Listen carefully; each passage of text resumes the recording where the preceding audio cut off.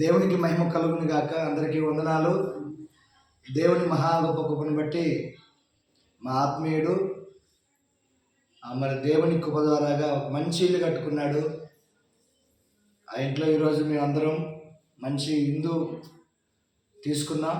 అంత మాత్రమే కాకుండా దేవుడు నాకు ఇచ్చిన ఇల్లు ద్వారాగా నేను దేవుని మహిమపరుస్తున్నాను అని కుటుంబ సమేతంగా సేవకుని పిలిపించుకొని చక్కగా ప్రార్థన చేయించుకున్నారు.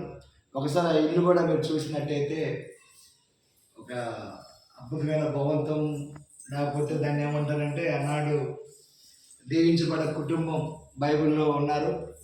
అలాగా ఉన్నది కుటుంబం. దేవునికి మహిమ కలుగును గాక. మీ అందరికీ నేను ఏం చెప్పాలనుకున్నా అంటే, యేసు ప్రభువుని కానీ నువ్వు కానీ నమ్మితే, దేవుని పట్ల విశ్వాసంగా ఉంచితే ఇట్లనే శ్రేష్టంగా మీరు ఉండటానికి అవకాశం ఉంటుంది. రెండోది, యవన కాలంలోనే మరి దైవజనులను ప్రేమించే గుణము. వాళ్ళ నాన్న మంచిగా మమ్మల్ని ప్రేమిస్తూ ఉంటాడు, కానీ తమ్ముడు ఈరోజు మాకు పరిచయం అయింది. మరి చక్కగా మమ్మల్ని ఇది చేసుకోవడం మంచిగా ఉంది. ఇంకొక మాట చెప్పాలంటే, బైబిల్లో ఒక మంచి మాట ఉంది, నేను మిమ్మల్ని ప్రేమించాను, మీరు కూడా ఇట్టివారిని ప్రేమించండి అని యేసుప్రభువు వారు చెప్పారు.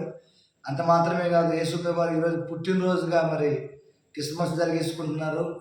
అలాగనే ఇంట్లో మేము అందరం కూడా మరి ఆ కార్యక్రమం జరిగిస్తూ వచ్చిన వాళ్ళందరికీ మంచిగా భోజనాలు సిద్ధపరిచి ఘనంగా జరుగుతున్న ఈ కార్యాన్ని మీ అందరూ చూపించాలనే ఉద్దేశంతో మాట్లాడుతున్నాను. యేసుప్రభువుని నమ్మని వారు కానీ ఎవరన్నా వీడియో చూస్తున్నట్టయితే యేసుప్రభువు వారి పట్ల విశ్వాసం ఉంచండి. అసలు కనుక్కోండి, యేసుప్రభువు వారు ఎవరు, ఆయన ఎందుకు ఇన్ని దేశాలు ఆరాధిస్తున్నాయి, ఇంతమంది ఆయన పూజిస్తున్నారు, ఆయన ఒక్కడే దేవుడిని ఎందుకు అంటున్నారు అనే ఒక ఆలోచనలోకి మీరు రావాలని మనం చేస్తున్నాను. అందరికీ వందనాలు.